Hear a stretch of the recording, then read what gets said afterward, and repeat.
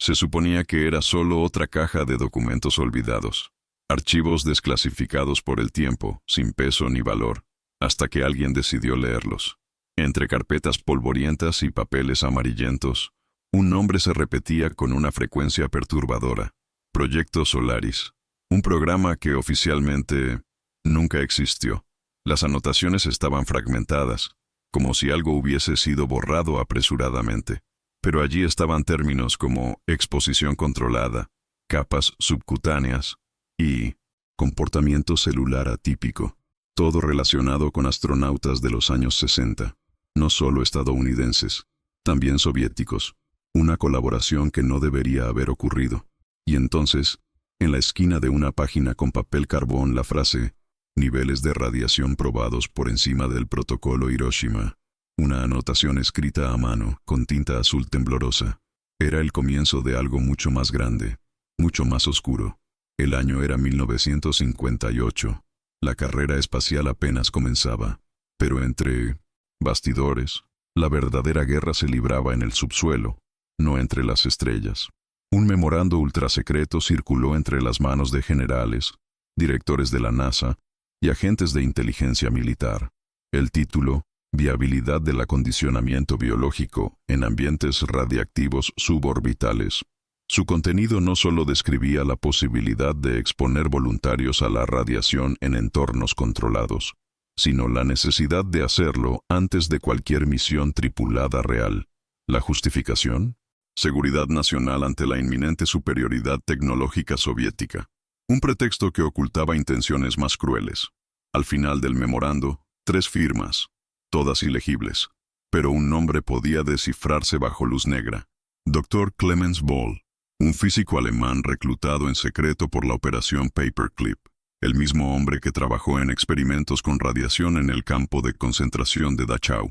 Oficialmente no hay registro alguno de un proyecto llamado Solaris en los archivos de la Binomacintati, NASA, pero en los diarios personales de técnicos de la base de White Sands aparece repetidamente, y siempre con un aura de miedo.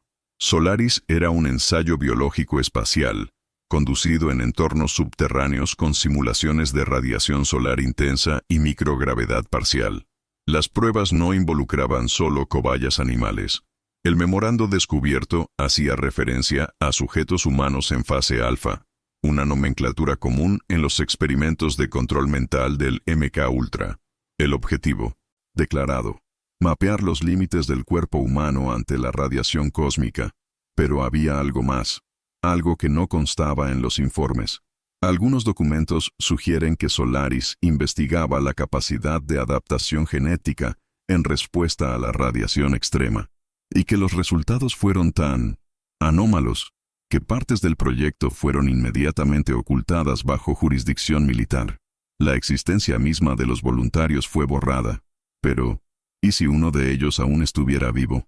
En el corazón del complejo biomédico de Langley, escondido tras 2 puertas blindadas y una escalera en espiral descendente, existía el Laboratorio 12B, oficialmente desactivado desde 1961. Ese sector jamás figuró en planos ni registros públicos, pero imágenes infrarrojas tomadas en 1978 mostraban intensa actividad térmica en su ala este, donde se encontraba una sala conocida como la cámara de exposición. Esa cámara, según informes confidenciales de técnicos subcontratados, estaba revestida internamente con plomo, acero niquelado y placas de titanio. En el centro, una cápsula de vidrio grueso. Allí, los voluntarios eran encerrados hasta por 6 horas, sometidos a campos de radiación controlada, simulaciones de explosiones solares y pulsaciones gamma creadas artificialmente. El sonido de las alarmas era amortiguado, pero los gritos atravesaban el concreto. Cuando el laboratorio fue finalmente sellado, solo se retiraron 2 objetos: un contador Geiger desbordado y una fotografía en blanco y negro.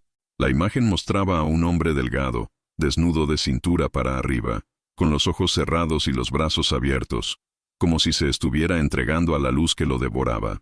En el reverso, una anotación escrita a mano temblorosa: exposición final. Sujeto 014. Pidió continuar. Los primeros informes médicos sobre las pruebas son clínicos, fríos, casi burocráticos. Hablan de enrojecimiento, descamación dérmica y necrosis localizada. Pero lo que se escondía detrás de esos términos era puro horror. Voluntarios salían de las cámaras con marcas en espiral, ampollas que aparecían y desaparecían en cuestión de minutos, como si la piel estuviera siendo moldeada por una frecuencia invisible. Médicos civiles que atendieron a algunos de estos pacientes en hospitales militares notaron algo que no podían explicar. Las quemaduras no obedecían patrones conocidos de radiación térmica. Algunas parecían internas, como si los huesos se hubieran calentado primero. Otras seguían formas geométricas, imposibles de ser causadas por fallas en el equipo. Una de ellas recordaba, según una enfermera, la órbita de un planeta. Lo que más asustaba, sin embargo, era el comportamiento de los voluntarios después de la exposición. Muchos relataban voces en frecuencias bajas, luz bajo la piel, e incluso sensaciones de que el tiempo se detenía. A los médicos se les indicó atribuir los síntomas a histeria. Pero cuando 2 enfermeros comenzaron a presentar los mismos signos, sin haber entrado jamás en las cámaras, se activó el protocolo de aislamiento, y los registros fueron sellados. No usaban nombres, solo códigos numéricos. Sujeto 003, sujeto 014, sujeto 021. Todos hombres, jóvenes, saludables, seleccionados entre reclutas que firmaron formularios de confidencialidad bajo amenaza de prisión militar. Oficialmente, participarían en pruebas de resistencia en ambientes simulados de microgravedad. Pero lo que vivieron fue mucho más profundo y devastador. Documentos obtenidos por investigadores décadas después muestran que los voluntarios pasaban por sesiones de desensibilización antes de las pruebas. Recibían medicamentos experimentales, probablemente derivados del LSD usado en operaciones MK Ultra, y eran sometidos a aislamiento sensorial por días. El objetivo: hacerlos más susceptibles a la exposición y, al mismo tiempo, incapaces de relatar con claridad lo que había sucedido. De los 27 hombres listados en los documentos, solo 11 volvieron a ser registrados en bases de datos civiles en los años siguientes. El resto desapareció del sistema. Ningún registro de defunción, ningún entierro oficial. Un exoficial de la Marina llegó a afirmar en una entrevista anónima que muchos de los voluntarios fueron enviados a bases fuera del territorio estadounidense, como si aún fueran útiles, para algo que el mundo jamás debería conocer.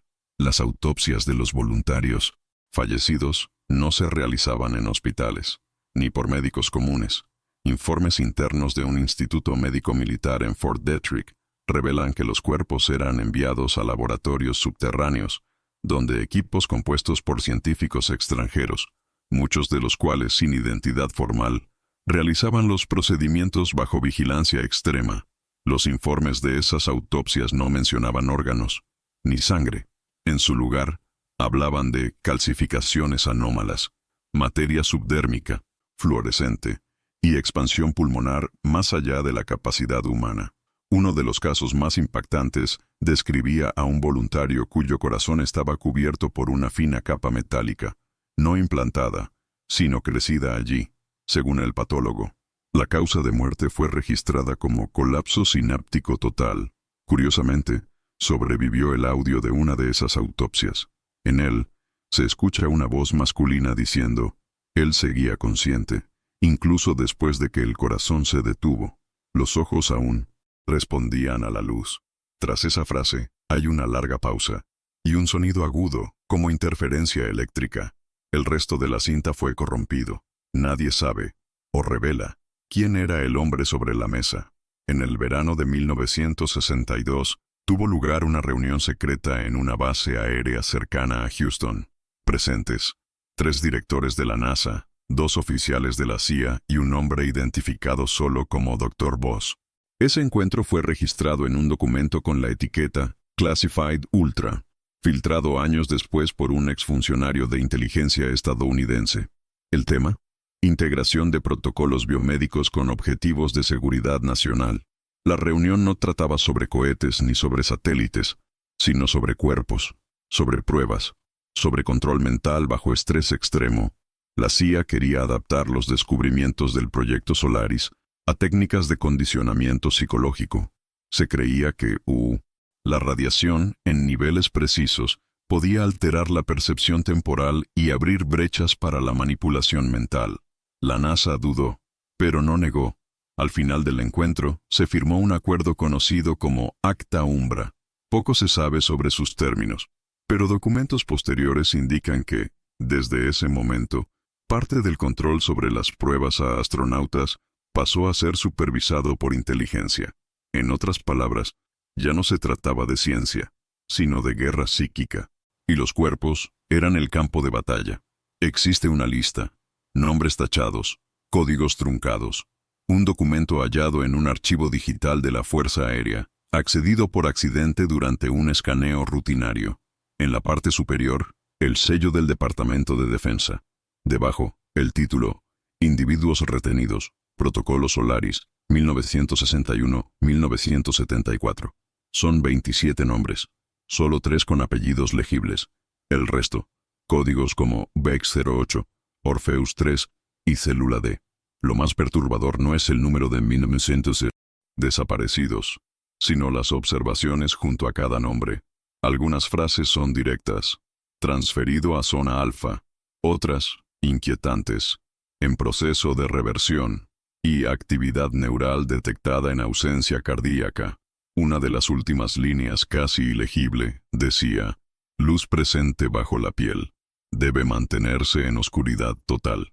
Teóricos de la conspiración afirman que esos hombres no murieron, que fueron llevados a instalaciones en zonas remotas, como la base 731 en Alaska, o los túneles de 1900 en Yucca Mountain. Dicen que algunos aún viven, o algo parecido a vivir, conectados a máquinas que los mantienen en estado semibiológico, tal vez como testigos de algo que nadie jamás debió presenciar.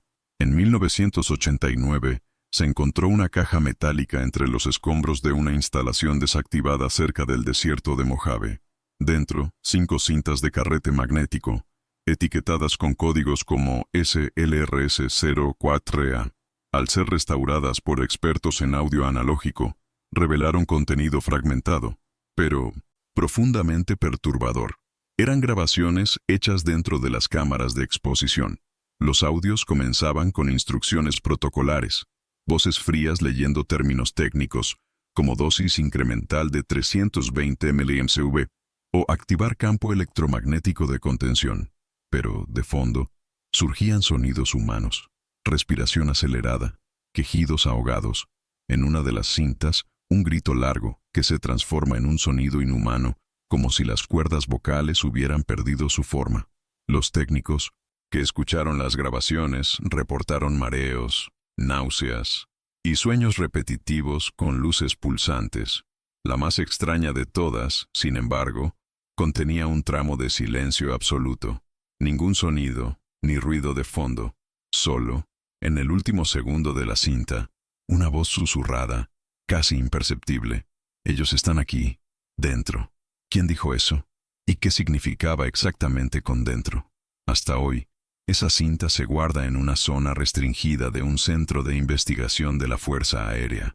Solo 3 personas en el mundo tienen autorización para escucharla completa. Entre los documentos desclasificados en 2003 por la Ley de Libertad de Información, uno llamó la atención de los analistas. Un diagrama cifrado, con columnas numeradas de R1 a R12. Al lado, frases cortas y códigos biométricos. Se descubrió, con el tiempo, que ese era el protocolo de clasificación de los efectos de la radiación sobre cuerpos humanos. El nivel R9 estaba resaltado en rojo, casi mítico, casi imposible. Según el informe, solo 3 sujetos alcanzaron la etapa R9. Sus características eran descritas como luminescencia dérmica espontánea, ausencia de necesidad respiratoria y reconocimiento de patrones auditivos no presentes. En otras palabras, sus cuerpos empezaban a responder a estímulos inexistentes. Uno de ellos, supuestamente, oía frecuencias venidas del espacio y respondía en un idioma que nadie conocía. El lenguaje de la exposición, como fue apodado, apareció escrito en las paredes de la cámara después del test 014R. Símbolos dibujados con sus propias uñas, organizados en espirales, como si obedecieran a una lógica matemática desconocida. Lingüistas intentaron descifrarlo. No lo lograron. Pero un físico teórico sugirió algo inquietante. Los símbolos recordaban patrones de radiación registrados, en pulsares a miles de años luz de la Tierra. Con el avance de las pruebas, los científicos vinculados al proyecto Solaris comenzaron a ver la radiación no como un riesgo, sino como una herramienta. Más que eso, como un arma de alteración de la conciencia. Documentos revelan que, a partir de 1965, la CIA financió ramificaciones del proyecto destinadas exclusivamente al uso táctico de la radiación sobre grupos de control poblacional. Instalaciones clandestinas fueron montadas en regiones desérticas, lejos de los ojos del público. Allí, grupos enteros fueron expuestos a ondas moduladas de radiación de baja intensidad. El objetivo era probar alteraciones del comportamiento, miedo, obediencia, estados de trance. Los resultados variaban. Algunos individuos se volvían catatónicos, otros, agresivos, como si algo se despertara en su código genético ancestral. La teoría que empezó a circular entre los involucrados era simple y aterradora. ¿Y si la radiación no estuviera solo matando células, sino reconectando partes dormidas del cerebro humano? ¿Y si, en vez de destruir, estuviera activando? El experimento entonces dejaba de ser sobre supervivencia en 1900, el espacio, y pasaba a ser sobre lo que podríamos llegar a ser si nos exponemos a la frecuencia correcta. En el extremo oeste del área de pruebas de Nevada, más allá de los campos de detonación nuclear, había un sector aislado conocido como Z93. Allí, construyeron cámaras subterráneas herméticas, revestidas con triple plomo y blindaje antiescaneo. Oficialmente, eran instalaciones de contención para investigación radioactiva, pero entre los empleados recibían otro nombre: las cámaras de plutonio. En esas cámaras, las pruebas dejaron de simular el ambiente espacial. Empezaron a usar elementos reales, incluidos isótopos radiactivos no licenciados, como el plutonio 239, en estado semi-inestable. Los sujetos, según un informe confidencial, eran expuestos por minutos a dosis que debían ser letales. Sin embargo, algunos no morían. Al contrario, presentaban resistencia creciente. Uno de ellos soportó 3,5 Shg sin colapsar, el equivalente a 3.500 radiografías torácicas simultáneas. Lo Minach, que estos entornos crearon, ya no era humano. Según una nota registrada por uno de los técnicos, dejó de parpadear. La piel cambió de tono. No respondió a su nombre, pero repetía una palabra, como un código, algo que nadie le había enseñado. Esas palabras fueron registradas, pero jamás descifradas. Los que entraron a las cámaras con esos sujetos después no volvieron siendo los mismos. En 1971, una transmisión soviética fue interceptada por una estación de escucha estadounidense en Alaska. Era un código de radio encriptado, enviado desde Baikonur a un destino desconocido, probablemente una base subterránea en los montes Urales. Pero el contenido del mensaje causó pánico en la inteligencia estadounidense. Mencionaba directamente el término Solaris A, un término nunca hecho público en Occidente. Esto levantó la hipótesis de que el proyecto Solaris no era unilateral, que la URSS también conducía experimentos similares, o peores, con sus propios cosmonautas. Archivos de la KGB, filtrados tras la caída de la Unión Soviética, mencionan un complejo biocósmico 7K, donde se exponía a sujetos a radiación modulada y se les privaba de estímulos sensoriales durante semanas. Un documento interno describe a un cosmonauta que, al salir de la cámara, dijo en voz baja: «Están viniendo desde dentro de la luz». Lo más alarmante vino después. En una reunión secreta entre científicos rusos y estadounidenses en Ginebra, en 1980, se admitió que ambos lados habían llegado a resultados similares, y ambos habían desistido de continuar. El motivo no era fallo técnico, ni falta de resultados. Era miedo. Miedo a lo que estaban despertando. Miedo a lo que esos hombres podían tal vez ver, cuando la radiación atravesaba sus mentes. Poco después del colapso de las negociaciones en Ginebra, la CIA activó una directiva que dormía desde 1962. Operación Umbra. No era un proyecto científico, era un protocolo de contención y silenciamiento. Todos los involucrados con las fases avanzadas del proyecto Solaris fueron monitoreados, reclasificados como activos sensibles y algunos eliminados. La justificación era clara: potencial de colapso cognitivo colectivo. Umbra preveía no solo la desaparición de datos, sino la desaparición de personas.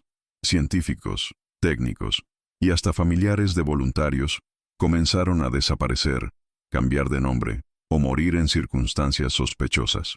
Uno de ellos, el Dr. Howard Langford, fue hallado muerto en su casa tras declarar al periódico Baltimore Star que tenía pruebas irrefutables de que los astronautas estaban siendo transformados en algo no humano. Las acciones de Umbra no se limitaron a los Estados Unidos. Asociaciones con agencias aliadas garantizaron que cualquier evidencia externa, en universidades, revistas científicas, archivos soviéticos, fuese suprimida. El proyecto Solaris había dejado de ser una simple anomalía científica, se había convertido en una amenaza existencial, y como toda amenaza existencial, fue enterrada. Pero no todo quedó bajo tierra. En 1994, durante una conferencia sobre bioética en Princeton, una mujer llamada Dra. Eliza Hartman presentó un póster discreto titulado Efectos radiotrópicos persistentes en tejidos humanos post-exposición. Para la mayoría, parecía solo una investigación académica más, pero entre los términos utilizados, uno llamó la atención de un agente de inteligencia presente, Sujeto 014, el mismo código de los archivos de Solaris. Días después, Eliza fue invitada a una reunión privada con representantes del gobierno. Nunca más fue vista. Su casa fue vaciada, su nombre eliminado de los registros de la universidad. Incluso sus publicaciones anteriores desaparecieron de las bases de datos científicas.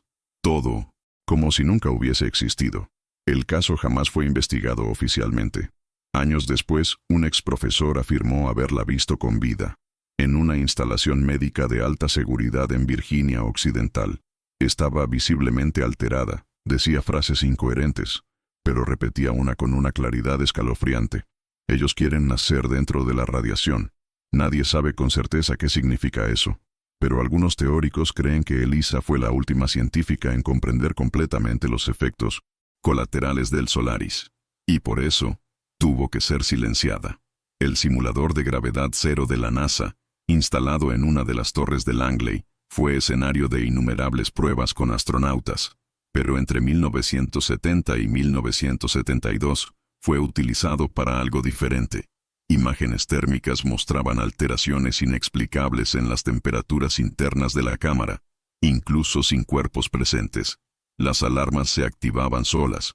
Informes hablaban de ruidos mecánicos que no correspondían a ningún equipo activo. Los técnicos apodaron estos fenómenos fantasmas gravitacionales, pero la explicación oficial nunca fue satisfactoria. Algunos ingenieros juraban haber visto sombras moviéndose por las paredes del simulador. Otros afirmaban escuchar voces dentro de los cascos, incluso con los sistemas de audio apagados. Un operador llegó a desmayarse tras relatar presión invisible sobre el pecho, como si algo intentara entrar en su cuerpo, después de que un astronauta colapsara durante una prueba y tuviera que ser retirado de urgencia, murmurando frases incoherentes en ruso, idioma que no hablaba. La torre fue clausurada. Años después, un documento de la Operación Umbra confirmaría que esas ocurrencias estaban directamente ligadas a los sujetos expuestos al nivel R9. Es decir, las anomalías no venían de afuera, venían de dentro de ellos. En 1983, tras presión del Congreso y denuncias internas, el Departamento de Defensa anunció oficialmente el cierre de todas las investigaciones biomédicas que involucraban radiación extrema.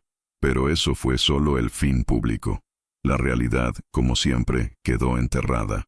Literalmente, el proyecto fue trasladado a instalaciones subterráneas del complejo Raven Rock, en Pensilvania, una ciudad subterránea diseñada para resistir un ataque nuclear. Allí, En túneles climatizados y blindados, las investigaciones continuaron bajo el nombre en clave Proyecto Ermitaño. Los pocos relatos que se filtraron hablan de tanques de privación sensorial, llenos de líquido ámbar, donde los sujetos eran mantenidos en estado de suspensión por años. Algunos no envejecían, otros cambiaban. Radiólogos convocados de urgencia registraron patrones celulares nunca antes vistos, estructuras orgánicas que parecían pensar por sí solas. Uno de los científicos que participó en esa fase afirmó, en una entrevista anónima, que los cuerpos ya no eran el objetivo principal, sino lo que vivía dentro de ellos. Una forma de conciencia que solo emergía bajo condiciones extremas. Según él, los cuerpos eran apenas vasijas, y algo, del otro lado de la radiación, quería atravesar. En 1991, se realizó un estudio genético confidencial en descendientes directos de 3 de los voluntarios del Proyecto Solaris. Los investigadores buscaban rastros de mutación heredada, algo que no debería ser posible, ya que los efectos de la radiación, en teoría, no se transmiten genéticamente. Pero los resultados contrariaron todo lo que la ciencia conocía. Un gen inusual, ausente en bancos genéticos comunes, apareció en los 3 casos. Ese gen fue apodado informalmente gen del silencio. ¿La razón? Los portadores mostraban alteraciones neurológicas sutiles, menor actividad verbal, mayor sensibilidad auditiva y una condición poco común llamada síndrome de eco neural, una forma de repetición involuntaria de sonidos ambientales en patrones de frecuencia constante, como si captaran algo más allá del sonido, como si estuvieran respondiendo a algo. El caso más aterrador, sin embargo, fue el de uno de los jóvenes estudiados. Durante un examen de rutina, entró en trance por 17 minutos. Sus ojos se fijaron en un punto del techo y murmuró: «Fuimos hechos para soportar la radiación. Ellos nos moldearon así». La frase fue dicha en tono neutro, sin emoción, como si simplemente estuviera transmitiendo un mensaje. En una serie de exámenes realizados entre 1987 y 1992, en un hospital militar de Colorado Springs, los médicos notaron algo extraño en antiguos voluntarios de los programas de exposición. Sus huesos brillaban bajo ciertas condiciones. No era fosforescencia, no era contaminación. Era una emisión espontánea de luz de baja frecuencia, invisible al ojo humano, pero detectable por sensores ópticos específicos. El fenómeno fue llamado bioluminiscencia ósea residual, un nombre técnico para algo profundamente anormal. La hipótesis inicial sugería una especie de cristalización interna provocada por radiación intensa, pero el patrón de emisión correspondía, extrañamente, a pulsaciones registradas en campos de microondas, como si los huesos funcionaran como antenas, captando o transmitiendo algo. En uno de los casos, el cuerpo de un voluntario fallecido fue exhumado para análisis. Incluso después de 14 años de descomposición, sus huesos seguían emitiendo señales. Pero lo más perturbador vino con el análisis de espectro. Los patrones de emisión formaban una secuencia binaria. Cuando fue decodificada, el mensaje era simple y aterrador. Aún aquí, durante la fase final del Proyecto Solaris, comenzó a circular una serie de episodios no documentados oficialmente en informes internos. Se los llamaba incidentes de interacción. Voluntarios en exposición profunda relataban presencias, no visiones, presencias, sensaciones de proximidad, entidades que se movían entre las partículas de la radiación, y una frase recurrente dicha por varios sujetos, sin contacto previo entre sí: se alimentan de la luz rota. Psiquiatras intentaron encuadrar los relatos como delirios inducidos, pero cuando un físico teórico, el Dr. Edward Marlow, fue expuesto accidentalmente a un haz experimental, pasó 3 días en completo silencio. Al volver a hablar, escribió 17 páginas con diagramas de estructuras que no pertenecían a ningún idioma o ciencia conocida. Uno de los dibujos recordaba una forma de vida, pero construida con patrones de energía. La conclusión no fue registrada oficialmente, pero circuló como rumor entre los científicos. Quizá la radiación extrema, en ciertos niveles, funcione como una lente, un puente, un canal, y lo que los voluntarios estaban viendo, oyendo, no era una alucinación, Era un contacto. ¿Pero con qué? O mejor dicho, ¿con quién? En 1958, la Operación Argus realizó pruebas nucleares en la atmósfera superior con el objetivo oficial de estudiar los efectos de la radiación en los cinturones de Van Allen. Pero años después, se descubrió una serie de imágenes no catalogadas en archivos sellados de la Marina, fotografías tomadas por satélites experimentales durante las pruebas, y nunca divulgadas al público. En ellas, el cielo no era azul, ni negro, era rojo opaco, como si algo filtrara la luz entre la Tierra y el espacio.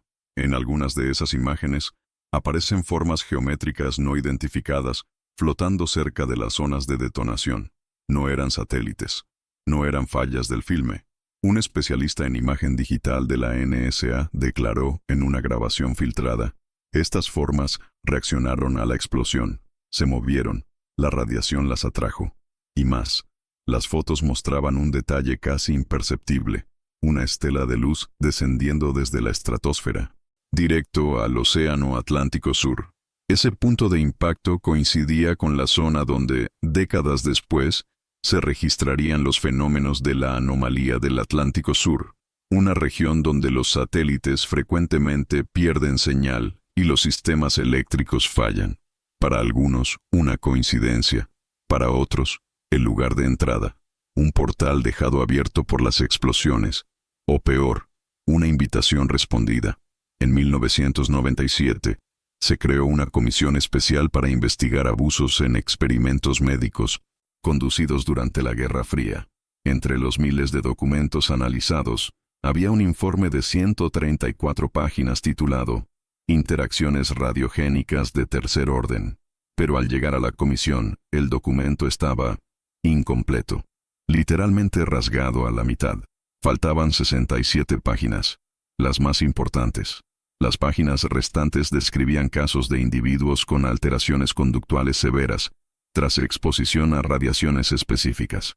No solo síntomas físicos, sino episodios de disociación, glosolalia, habla en idiomas desconocidos, y sincronía cerebral entre sujetos no conectados. Uno de los relatos mencionaba 2 voluntarios ubicados en países diferentes que comenzaron a repetir los mismos sueños, con imágenes idénticas, sonidos similares y una entidad central sin rostro. ¿Qué contenían las páginas arrancadas? Nadie lo sabe, pero un fragmento sobreviviente revela algo perturbador. El sujeto 027 presentó latido cardíaco continuo durante 92 minutos tras muerte cerebral confirmada. Frecuencia cardíaca no humana. Ritmo análogo al de pulsares de la constelación de Perseo. El documento fue inmediatamente sellado bajo nueva clasificación, nivel Omega. Su nombre era Marcus Bain, veterano de 2 misiones espaciales, elegido para liderar un tercer viaje experimental en 2001, bajo un nuevo protocolo de exposición cósmica prolongada. Al ser informado sobre los procedimientos, se negó. Dijo simplemente: no voy a hacer un cascarón para que algo entre. La frase fue registrada por un asistente y desestimada. Días después, Bain desapareció del centro de entrenamiento. Los periódicos dijeron que sufrió un colapso nervioso y fue internado. Pero colegas afirman que dejó una carta, 7 páginas de anotaciones, garabatos y una sola frase repetida decenas de veces.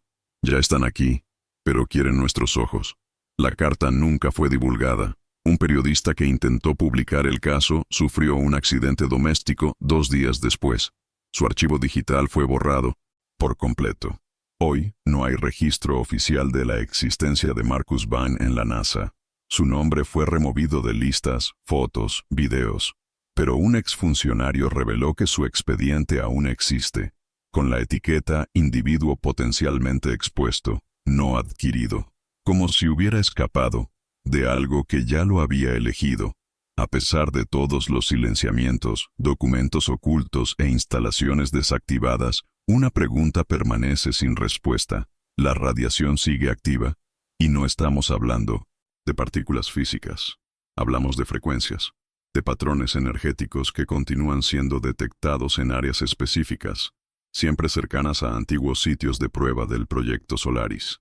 En 2012, sensores atmosféricos de la NOAA registraron una secuencia rítmica de emisiones gamma en White Sands, Nuevo México. La frecuencia exacta fue identificada como R9, el mismo código de las exposiciones extremas de las primeras fases. Ningún equipo estaba encendido, ninguna fuente visible, pero las señales estaban ahí, como un latido, como una llamada que continúa. Algunos creen que los sujetos nunca fueron desconectados, que siguen vivos, o mantenidos en otro estado, bajo tierra, en las cámaras selladas. Otros afirman que la radiación fue solo un detonante, una invitación, y que aquello que comenzó en los huesos, ahora está en las señales, en las ondas, en los datos, invisible, intocable, y esperando para atravesar.